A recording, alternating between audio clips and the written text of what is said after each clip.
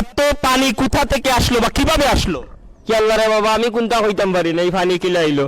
আমি রাইতে 2:30টার সময় উঠিয়া পেশাব গেছিলাম, গিয়া পেশাব করি আলগো ছুটি দিছি, আলু উঠিয়া দেখি পানি আস্তা গাঁর বাসাইল। ও তোমার শাশিও দুসরা এই পানি বলে পানি আইছে আমার পেশাবে বলে, আস্তা গাঁর মানুষে কইরা আমার দোষ, আমার কোনো দোষ নাই, বিশ্বাস করো।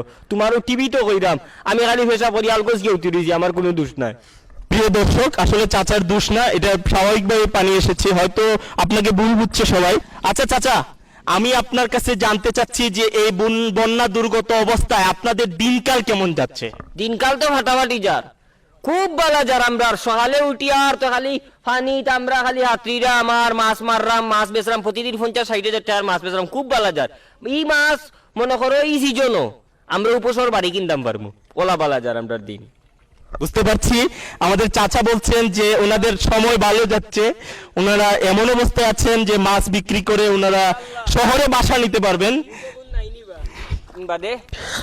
আচ্ছা, আমি আপনাকে পরের যে প্রশ্নটা করতে চাচ্ছি সেটা হলো গিয়ে, অনেকেই তো আপনাদের ত্রাণ দিচ্ছে, শহর থেকে আসছে, বিভিন্ন সংস্থা থেকে আসছে, যে আপনি কিরকম ত্রাণ পেলেন?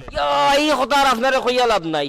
আমার মনে করো গরো গোডাউন আছে 3টা, তিনও গোডাউন মানছে টান কিতা হয় যে ওটা দিয়া বড়িলিস, মানে চাউলের বস্তা, গমের বস্তা, আটার বস্তা, খালি ত্রাণ আর ত্রাণ মানছে।